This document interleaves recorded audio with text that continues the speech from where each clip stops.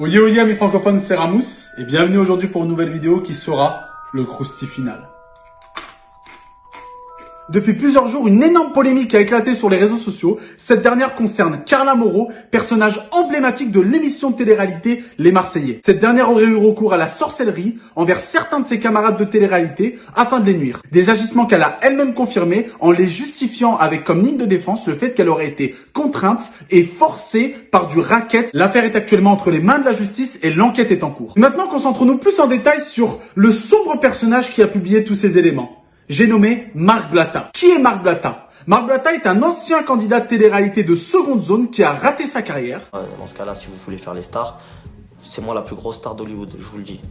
L'ange de la télé-réalité, c'est moi. Puis après avoir raté sa carrière dans la télé-réalité, il s'est lancé dans la musique, sans beaucoup plus de succès. Restez dans le froid, poto, je suis pas fou. Besoin de vacances, on va claquer des sous. Même seul j'opère, c'est mieux en famille. Mathusalem, des jolies filles. Et aujourd'hui, il a bel et bien trouvé sa voie, celle de l'escroquerie, l'harcèlement et celle de la diffusion de fake news sur ses réseaux sociaux. Avant de rentrer dans le détail de ce monstre, il y a un détail que ce dégénéré mental a oublié de préciser sur les réseaux sociaux.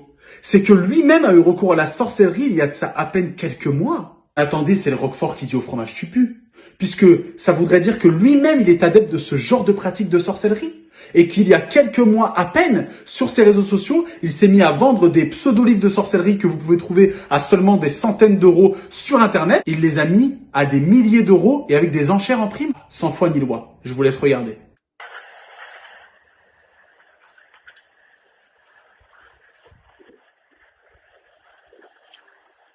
Salut à tous mes petits loulous, comment ça va? C'est le libraire. J'espère que vous allez bien, on va faire un petit point sur les livres. J'ai eu un retour d'un ami à moi qui m'a dit qu'apparemment c'est des livres très très puissants de sorcellerie. Alors voilà l'équipe. Au temps de Salomon, Souleyman pour les musulmans, au temps de Salomon, Salomon lui il était doté de pouvoir. Donc les gens, calmez-vous, ça va bien se passer. Envoyez-moi vos messages et faites pas comme le frère. Il est venu, il m'a dit Salam frérot, je propose 20K pour faire des théories. Après il m'a renvoyé un message, il m'a dit vas-y t'es où là? Ah ouais d'accord, donc en plus d'harceler les gens quotidiennement sur ses réseaux sociaux et de les pousser au suicide, cette vermine a oublié que lui-même, il faisait ce genre de pratique. Bon, sinon t'as une explication plausible, Marco Lescroc Voldemort, on t'écoute?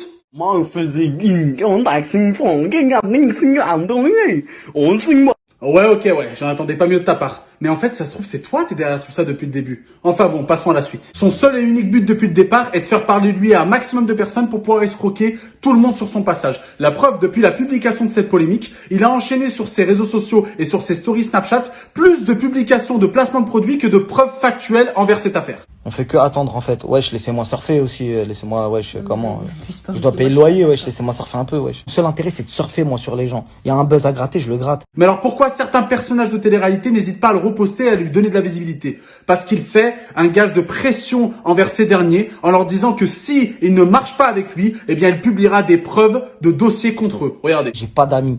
Tous ceux qui font semblant, c'est mes amis dans la télé-réalité, c'est pas mes amis, j'ai zéro ami. J'en aurai jamais. C'est un monde de faux cul. J'en suis un comme eux.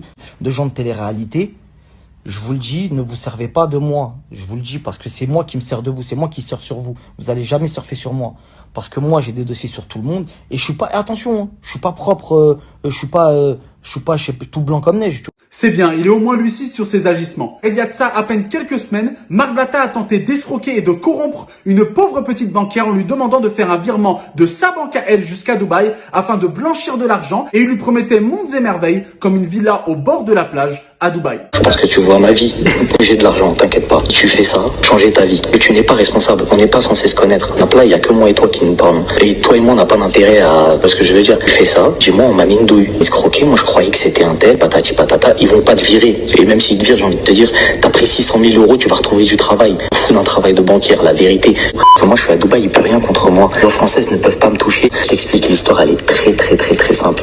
T'es une banquière, on n'est pas censé se connaître. Suite à ça, tu ne viens pas à Dubaï. Alors toi, on voit quelqu'un de ta famille, loin, t'as vu genre un cousin ou une cousine, ton frère ou ce que tu veux, je retrouve avec lui ici, je lui donne soit de l'espèce, baisse, je t'achète un appartement à ton nom à Dubaï. Il y a aucun lien, t'inquiète pas ma sœur. Je sais de quoi je parle, tu sais très bien, on est tous venus à Dubaï pour des histoires d'argent. T'inquiète pas, ici il y a aucun lien, aucune traçabilité. Avoir ton appartement, vue sur la mer tranquillement, sécuriser toute ta famille à vie, bien plus que ton travail, j'ai envie de te dire. Faut que quand les fonds partent, on ne puisse plus récupérer les fonds. Faut arriver ici, lui il pourra porter plainte qu'en France contre moi. Mais moi je suis pas en France, donc il pourra rien contre moi. Il va juste porter plainte. Entre guillemets, ça s'appelle l'arnaque au président. Elle existe depuis des années-lumière. Plein qui l'ont fait, tu vois. Une explication, Marco l'escroc? Sans publier de fake news, bien sûr, hein. On t'écoute? Vu que j'ai pas fait trop... peut-être aussi des drômes, je vais devenir accro. Ah ouais, toujours aussi explicite à ce que je vois. Hein. Laisse, je vais le faire à ta place. Donc Marc Blatta est parti s'exiler à Dubaï pour, entre autres, fuir la justice française qui a d'énormes dossiers sur son dos comme des escroqueries et toutes sortes de choses saugrenues de ce genre, un peu comme son personnage, c'est-à-dire malhonnête et mauvais. Le pire dans cette histoire, c'est qu'il prend un malin plaisir à voir ses vues et ses followers augmenter à vue d'œil et il se réjouit même de la situation malgré cette histoire très triste et grave en disant, je cite, « J'ai cassé Internet ». Un problème avec Internet, pas mon GSM. Avec la connexion, puisqu'il y a eu trop de buzz d'un coup, et d'un coup, après, ça a cassé.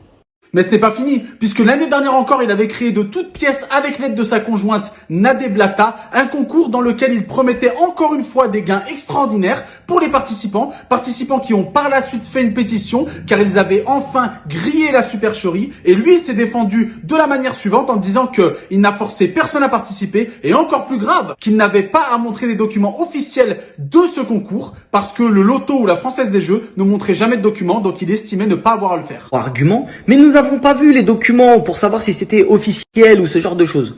Très bien. Très bien. Avez-vous vu les documents officiels de nombreux jeux concours qui sont exercés en France? Non.